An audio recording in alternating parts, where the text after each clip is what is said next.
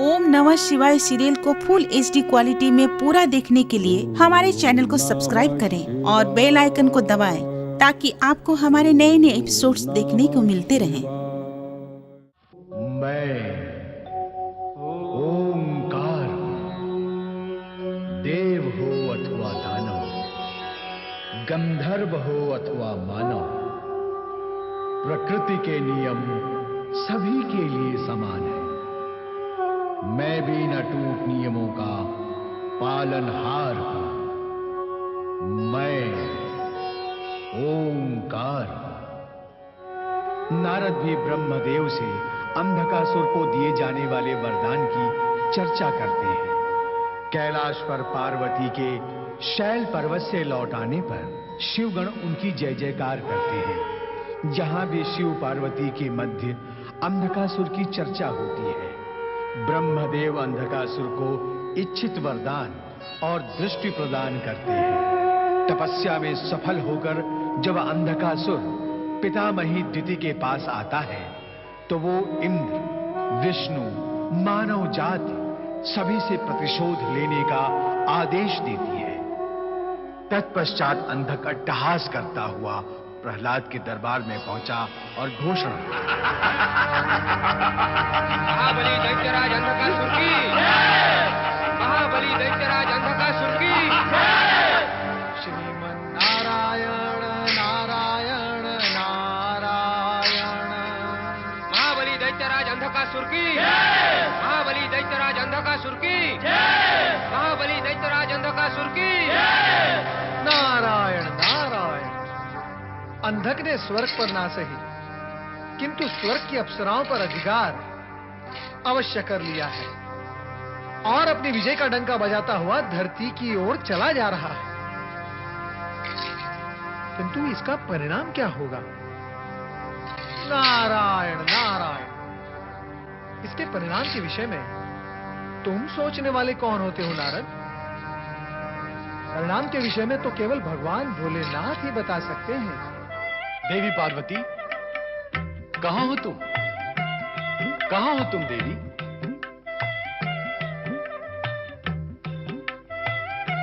देवी, ऐसा लगता है कि किसी स्थान विशेष में जाने का आयोजन है। हाँ स्वामी, मैंने अपने पुत्र गणेश और पुत्र वधुओं बुद्धि और सिद्धि के पास जाने की तैयारी कर ली है। आप चले मेरे साथ। किंतु देवी, हमने तो निश्चय किया है कि आज हम गगन विहार करते हुए सृष्टि का अवलोकन करेंगे। तत्पश्चात आनंद कानन काशी पहुंचकर कुछ समय वहां विश्राम करेंगे। पर स्वामी, मेरा गणेश के पास जाने का निश्चय अटल है, इसीलिए उत्तम यही होगा कि आप मेरे साथ वहां चलें। देवी, तुम हमारा निश्चय बदलना चाहती हो, यह संभव नहीं है। कारण कि तुम्हारा निश्चय जितना अटल है, हमारा निश्चय भी उतना ही अटल है। विषय और चर्चा ने विवाद का रूप ले लिया है स्वामी। कारण तो तुम ही हो। मैं कारण हूं इस विवाद का? स्वयं विचार करो। क्या कल तुमने हमसे नहीं कहा था कि गगन विहार किए और आनंद कानन गए अधिक समय बीत गया है? कहो, क्या नहीं कहा था तुमने? कहा होगा, किंतु समय और मन दोनों की स्थिति अब बदल गई है। समय की स्थिति बदलना वश में नहीं होता, किंतु मन की स्थिति रह रहकर बदलना मंगलकारी नहीं होता देवी। स्थितियों के विषय में हम फिर चर्चा कर लेंगे। इस समय तो आपको मेरे साथ चलना ही होगा। कदापि नहीं। इस समय तो तुम्हें हमारी बात माननी होगी, केवल हमारी।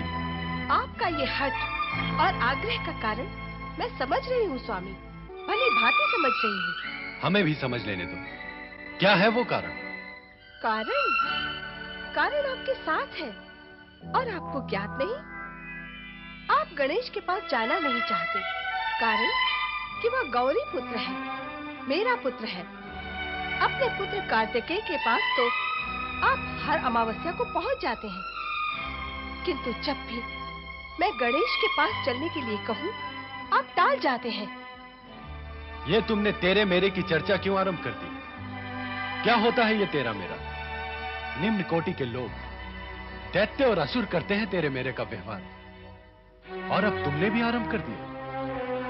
पक्षपात का मिथ्या आरोप लगाया है तुमने हम पर। गणेश और कार्तिकेय दोनों हमें समान रूप से प्रिय हैं। तुम्हें हमारे साथ नहीं आना तो ना आओ, किंतु इस प्रकार का निराधार दोषारोपण हम कदापि सुनने और सहन करने की स्थिति में नहीं हैं।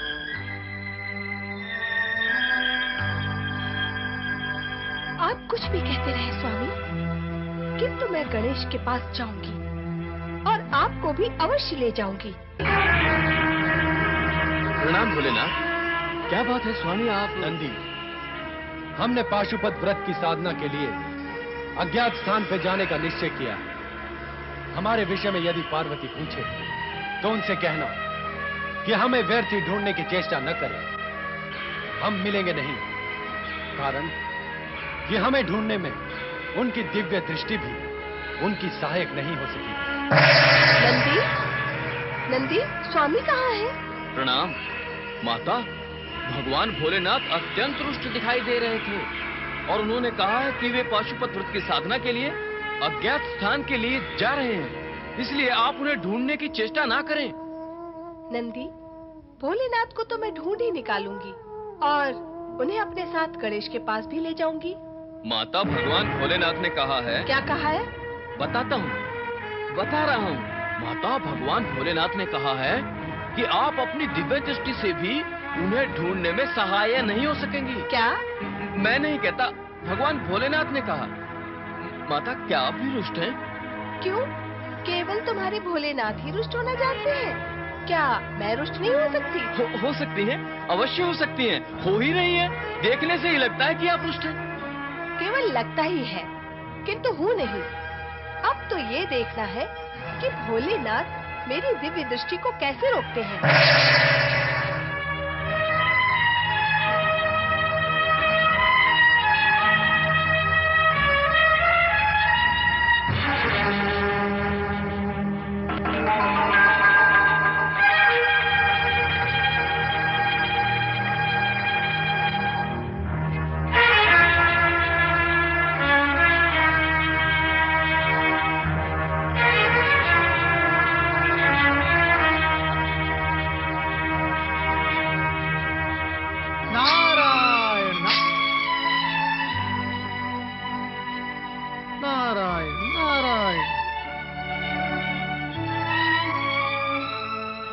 नारायण नारायण।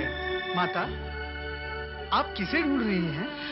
मैं भोलेनाथ को ढूंढ रही हूँ नारद। वे रूठकर कैलाश को त्याग कर किसी अज्ञात स्थान को चले गए हैं। मेरी दिव्य दृष्टि भी उन्हें नहीं ढूंढ पा रही है। मैं उन्हें अपने साथ गणेश के पास ले जाना चाहती हूँ। माता, कुछ समय तक गणेश के पास जाने का विचार त्याग कर आप केवल भगवान भोलेनाथ को ही ढूंढें। यदि आप उन्हें सच्चे मन से पुकारेंगी तो वे आपको अवश्य दिखाई देंगे। मैं ऐसा ही करूंगी नारद, ऐसा ही करूंगी। नारायण नारायण।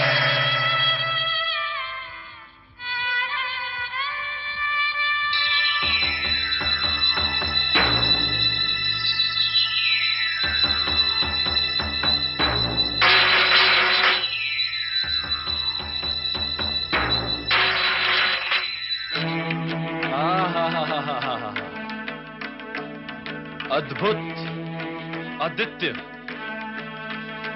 ऐसी अपूर्व सुंदरी इस जगत में भला किसने देखी होगी? हाय, स्वर्ग की अप्सराओं ने कहीं इसे देख लिया तो वो भी लज्जा जाएंगी। पर ये है कौन? कोई भी हो, अपने स्वर्गाधिपति दैत्यराज अंधक तो इसे देखकर झूम उठेंगे, स्वर्ग तक न्योछावर कर देंगे इस पर। किंतु शावक, ये तो तभी होगा जब तुम अपनी अगली भेंट में उन्हें इसके विषय में बताओगे।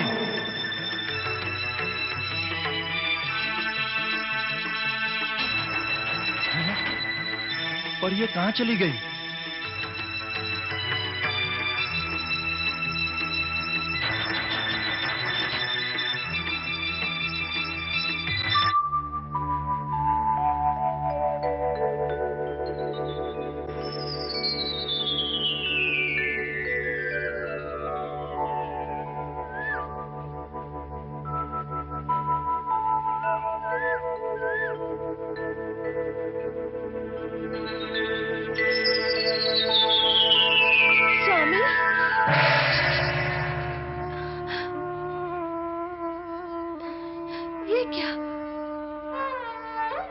ये क्या हो रहा है प्रभु? आप भला मेरे साथ ये लीला क्यों कर रहे हैं? मुझे तो अपनी लीला से मुक्त रखें।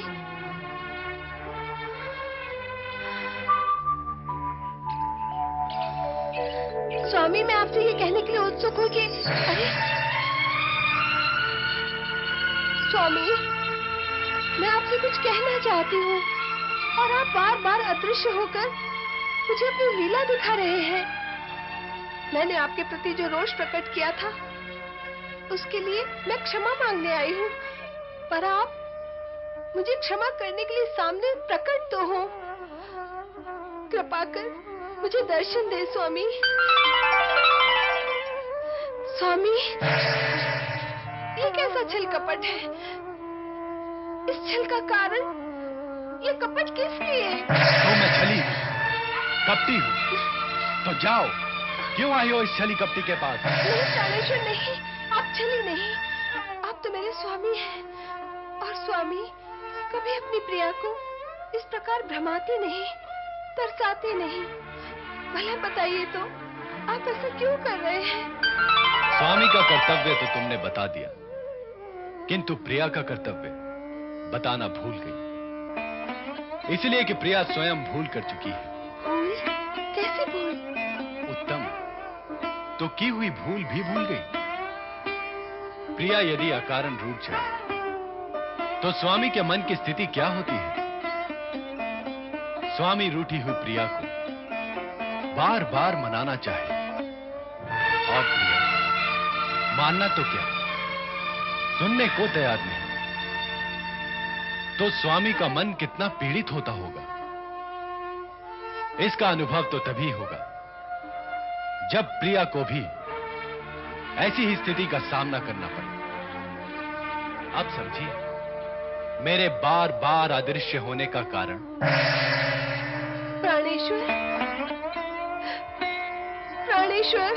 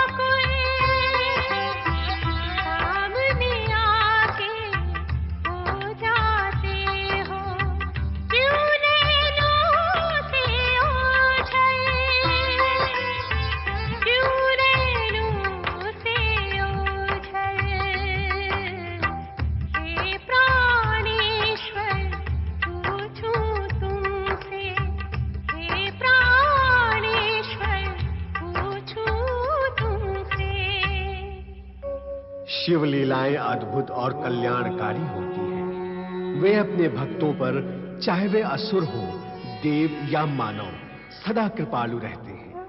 अपने भक्तों को पीड़ित करने वालों को दंड देने के लिए वे अनेक लीलाएं रचते हैं और अपने भक्तों की रक्षा करते हैं। उनके प्रसन्न होने पर असंभव भी संभव हो जाता है।